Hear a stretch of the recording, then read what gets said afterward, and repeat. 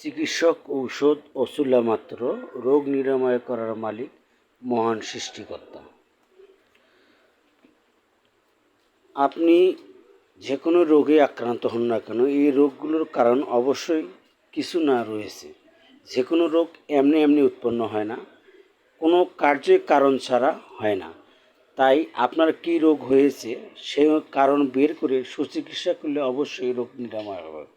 যেমন ধরেন যে যৌন রোগ হলে অনেক কারণ হয়ে থাকে। দেখা যাচ্ছে যে ছোটোকাল থেকে কেউ হস্তমৈথুন করলে তাদের এই রোগটি হয়, অতিরিক্ত মেলামেশার ফলেও এই রোগটি হয়ে থাকে, অতিরিক্ত স্বপ্নদোষ করার ফলেও এই রোগটি হয়ে থাকে। তাই আসলে যৌন রোগের ওষুধ খুব ধীরে সুস্থে খেতে হয়, আর প্রাকৃতিক ওষুধ সেবন করবেন না।